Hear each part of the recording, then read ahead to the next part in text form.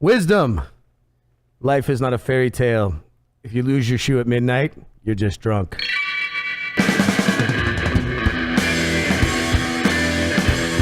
Welcome to the Wreckless podcast. This is Chef Cody Storts, live in the dining room here and in the bar here with some good friends. Mr. Ryan Dudley, owner, proprietor, all around the man, the myth, the legend at the Cellar, and now Hildago. Welcome, man. Thank you for having me. And then, and then also with us is the man from Cakebread himself, right? Yep. Talk about you. Who are you, man? What the heck? So I'm Justin with a company called Co-Brand. We represent Cakebread since 1985. So been a family relationship from both companies. So glad to be here. Right on, man. Well, welcome, dude. If you guys know, this is a podcast all about food, booze, and pretty much anything else you can put in your mouth. I'm down in either way, shape, or form. You know how it goes.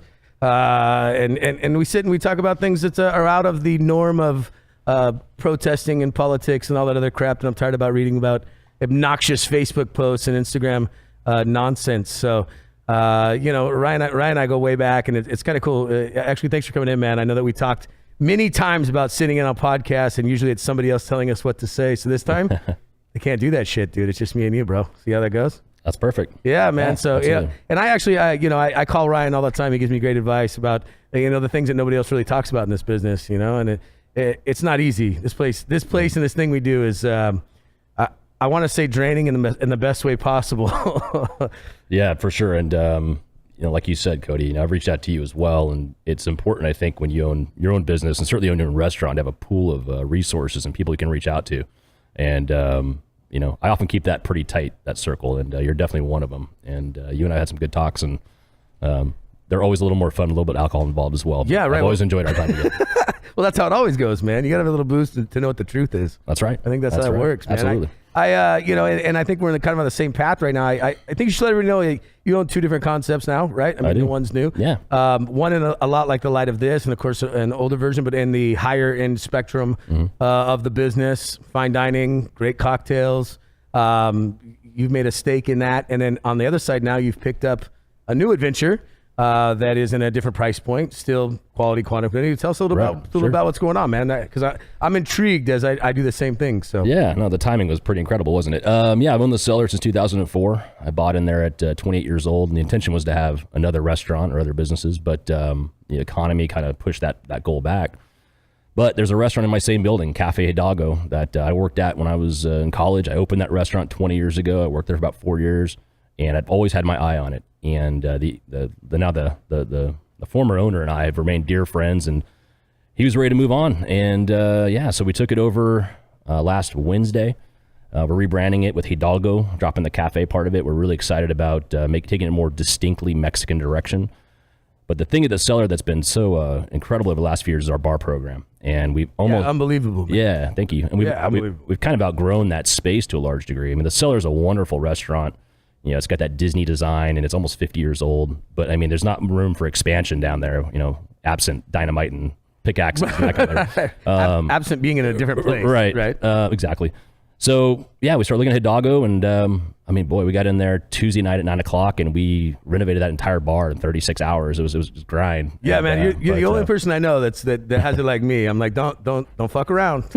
Yeah, we got 24 hours, bro. What can we do in 24? What can we do in this place we turned around in a little over 3 months, and I was pissed that it wasn't 3 months, right? I was like, we got to get it done. Sure. And it's same ballpark, right? I mean, you guys, you got in this business, time is everything. Absolutely, and I want to keep the current staff employed as well. So that was key.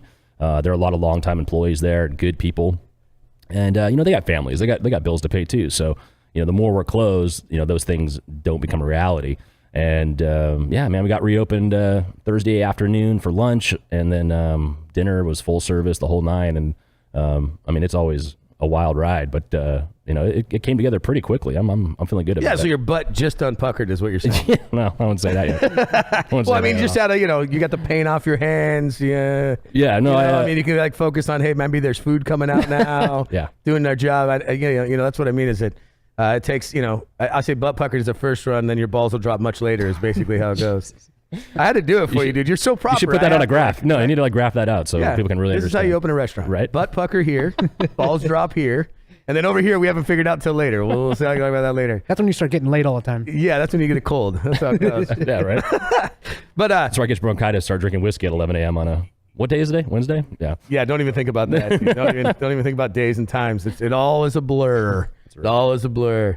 But hey, so over there, what's cool is, man, and, you know, I've been in this town my whole freaking life. Yeah. And I have eaten there twice. Yeah. And both times I went, hey, it's good. Yeah. And never once did I think about it. Is anything other than different, other than it's good? But I'm not like a frequent person for over there. And there's nothing wrong with that. There's a million places in town. So yeah. For me, it's unique that you guys are picking it up. I know it has a history of wine. And tell me if I'm wrong. This is only from rumors, basically. Right. The wine history over there has always been good, which you guys have a great connection with. And on top of that, I know it has a bar. Apparently pretty damn good sangria.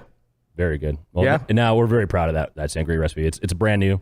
Cool. It's something Rich, our general manager, I guess for both locations at this point, came up with, and it's delicious. You're just supposed to say general man now. I got to retire. I'm like director of operations or something at this point. But yeah, he's doing a killer job. Yeah. Yeah, no, Hildago opened with a beer and wine license. So, you know, out of the gate, 20 years ago, wine was kind of our thing. And that's where I learned about wine early on in my life. And then he got a liquor license added on years later. And, this is the 90s. So we're talking the glory days of bartending with appletinis and just kind of the basic. Yeah, the 90s cocktails and dreams, man. Yeah. Cocktails and dreams. Blenders and all that good stuff. So now we're going back in there, and the cocktail program is going to be the point of emphasis in terms of beverage. Right. But we've also identified a lot of really cool wines from Mexico even and South America. Certainly California still. I always say California is part of Mexico at one point, so I feel confident in those wines as well. But, we've got a nice little bottled beer selection. Might get some cans in there as well. And, that's going to be kind of our future. But, I mean, you're right. There was a lot of wine poured in that restaurant for a long time, and I want to stay true to that. For sure. It's wine and dining room. And I just don't think people know how cool that patio is, right? I mean, like even I was talking to your wife the other night, and she said, she goes, yeah, the patio on the other side. And I thought, I knew what patio on the other side? I knew the dining room opened up, which is rad, right, in the little area. But and I knew the inside corridor is awesome, of course. And having glasses of wine out there and breakfast is epic. Yeah. But that back patio, man, that's a little oasis and nobody knows about, I don't think. I hate to say it, but... Yeah, and it needs some work. I mean, we're taking this thing in big chunks. I've kind of a 6 to 9 month plan for all of these things I want to get done. But yeah, that patio is next on our list to get after. I think that it will become quite the place to sit and enjoy a dinner, and then late night cocktails. I mean, there's a couple of really attractive patios here in Fullerton, and I mean, them because they're full of people all the time. And I think we could be that. And so in fact, I'm meeting with our handyman Scotty today, and he's going to start working on getting that done. I've already got furniture ordered and all that good stuff. But I think it's going to be rad once out. Dude, that's perfect, dude. And how does everybody feel? It's coming up from the cellar to actually have a window in their building. Oh man, we joke all the time. Right, I know. I hear these jokes, but it's the truth. For those of you who don't know, the cellar's freaking beautiful. But when we say the cellar, it's not a joke. It's down in the basement. Yeah. You walk downstairs. It's nice. It's dark. It's cozy.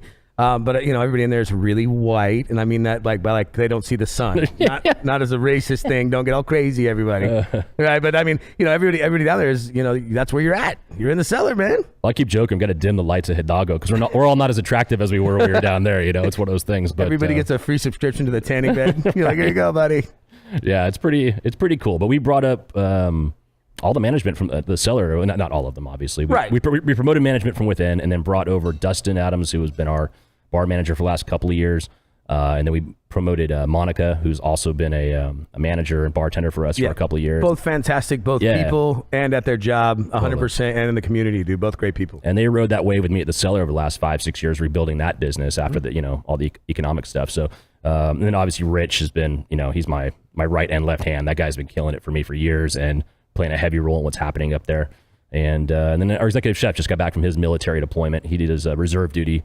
The timing was terrible for us, but he's back. Yeah, I was gonna say that sounds like a great time for him to be gone. It's a bummer. He tried to get out of it. Obviously. Yeah, when Uncle Sam calls, man, that's how it goes. He's got to do what he has to do. But now he's back, and I'm hoping he's gonna be able to help out a little bit with the kitchen and help tune that thing up just a little bit. But I'm excited. It's a good restaurant. It was never a bad place, and that's why I don't want to change the name. I mean, it's a good restaurant. It just needs a little freshening up and a slightly new direction, and I think it's gonna be good. It needs a poke, man. And I mean, I think you guys are the right place to do it. What's cool is, and this is what I want to talk about, is it's unique that I had Niaz on the first show, and he's a PR guy, and I asked him what are the best 2 things you've eaten in the last month, or where you been, right? And on one side he had like Pascal's Place in San Clemente that's super high-end French, blah, blah, blah. And he's talking about all these great, champagne poached oysters and all these. And I was like, man, that's awesome. That's awesome. And next was like, dude, you got to try this sandwich at somewhere in South Coast. And I was like, and his point, I let him do the whole thing. And I was like, I'm going to try the sandwich, of course. Yeah. But the point was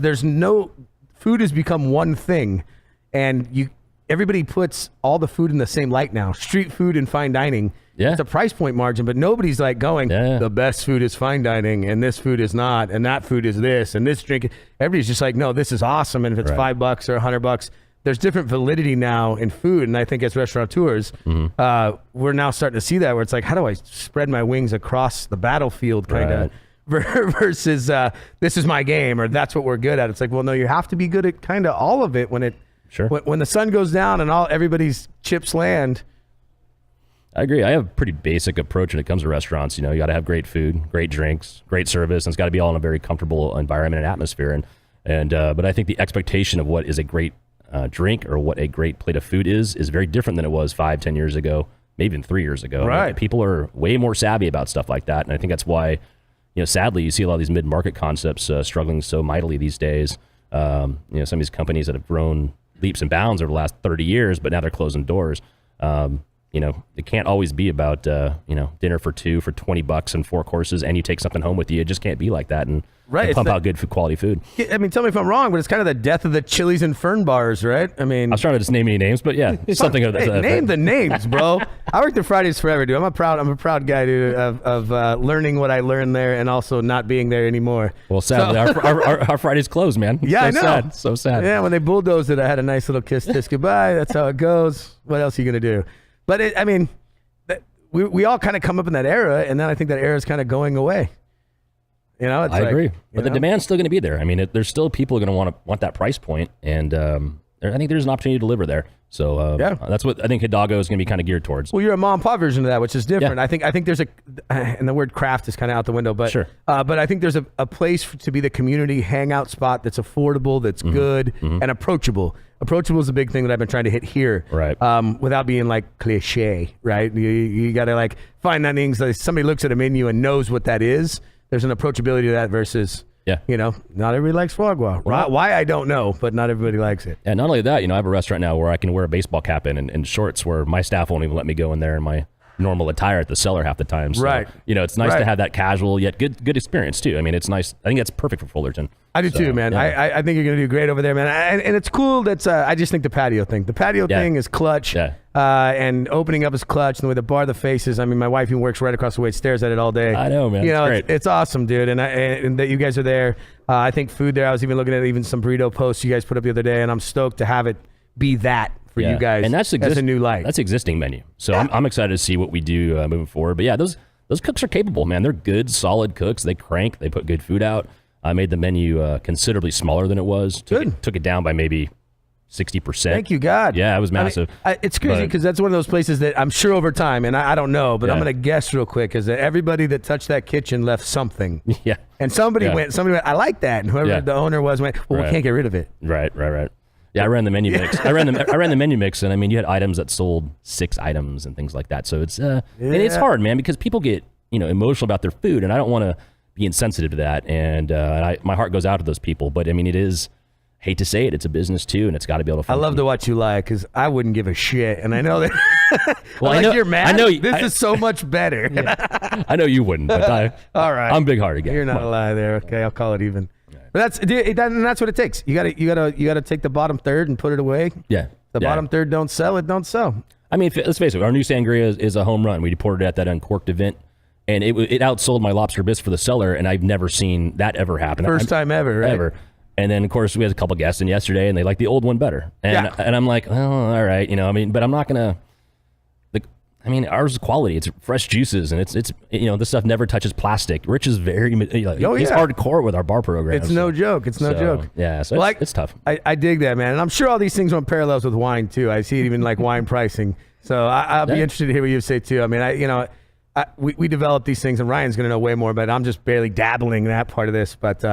I'm sure the middle ground and the names and how we play with craft versus not or these small vineyards all play into the same conversation. Yeah. Sure, definitely. He's like, yeah, maybe. I don't know. I was asleep for the first half. We'll be fine to go. I'm awake now. You guys fucking bored me. Yeah, well, you know. No. The only thing he's missing at that restaurant is a little cake shard by the glass. Yeah.